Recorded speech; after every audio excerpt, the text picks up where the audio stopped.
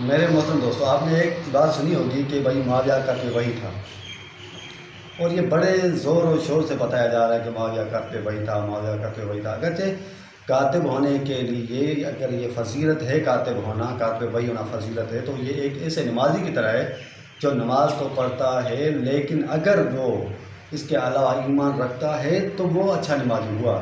اگر ایمان نہیں رکھتا، کردار اس کا اچھا نہیں ہے، تو پھر اس کی نماز اس کے لیے کوئی فائدہ نہیں دیتی۔ اسی طرح یہ بھی ہے، اگر کاتب وحی، یہاں تک کہ کچھ کاتبان وحی تو مرتد بھی ہو گئے۔ اب مرتد ہو سکتے ہیں تو منافق کیوں نہیں ہو سکتا، فاسق کیوں نہیں ہو سکتا، فاجر کیوں نہیں ہو سکتا؟ یہ تو اپنی جگہ پہ بذات خود کوئی فضیلت نہیں ہے، لیکن آپ کو کیونکہ وہ جنگ صفین کو چھپانا چاہتے ہیں، وہ اس کی جرائم کو چھپانا چاہتے ہیں، تو بہت مشہور کر رہے ہیں کہ بھائی معاویہ کاتب وحی تھا۔ ہمارے پاس ایک چھوٹا سا سوال ہے آپ کے ضمیر کو جھنجھوڑنے کے لیے، جگانے کے لیے، بیدار کرنے کے لیے۔ وہ آپ ایسا کریں کہ اگر آپ کہیں کہ کاتب وحی تھا، ہمیں یہ نہیں چاہیے کہ بھئی پورا قرآن سے لکھا تھا، یہ اگر لے آئے تو بسم اللہ۔ ہم آپ سے یہ بھی مطالبہ نہیں کرتے کہ بھئی فقط کوئی ایک سورہ لکھا ہو، نہیں، بلکہ ہمارا چھوٹا سا مطالبہ ہے آپ وہ آیت بتا دیں جو معاویہ نے لکھی ہے۔ بس ایک آیت، مدہامتان، یہ بھی ایک آیت ہے، کوئی چھوٹی آیت ہی بتا دیں جو معاویہ نے لکھی ہو ثبوت کے ساتھ۔ کوئی ایک آیت انہوں نے نہیں لکھی ہے، کوئی وحی نہیں لکھی ہے۔ ہاں، کاتب خطوط ضرور تھا، یعنی خط ضرور لکھتا تھا۔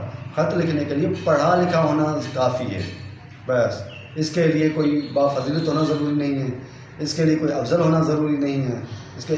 ورنہ ہم دیکھتے ہیں کہ بہت سارے صحابہ تھے جنہوں نے قرآن لکھا، کچھ نہیں لکھا، لیکن وہ معاویہ سے افضل تھے سب۔ اس سے یہ پتہ چلتا ہے کہ یہ ڈھونگ رچایا جا رہا ہے جنگ صفین کو چھپانے کے لیے، اس کے مظالم کو چھپانے کے لیے، ورنہ کوئی وہ کاتب وحی نہیں۔ محترم، ابھی دیکھیں کاتب وحی، یہ مشہور کر رہے ہیں کہ کاتب وحی تھے۔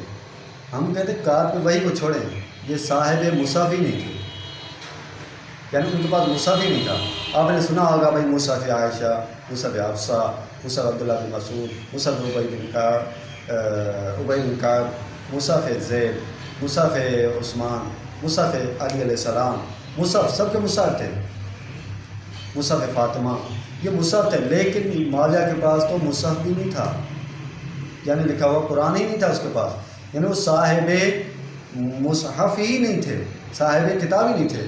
بڑی بات یہ ہے کہ اگر یہ لکھتے، وہی لکھنے والے تھے، تو کم سے کم اپنے پاس تو ایک نسخہ ان کا ہونا چاہیے کہ نہیں؟ اس کے پاس کوئی نسخہ نہیں۔ تو یہ بھی ایک بہت بڑی دلیل ہے کہ وہ یعنی کتابت وحی کے ساتھ، یعنی وحی لکھنے کے ساتھ اس کا کوئی دور تک تعلق نہیں تھا۔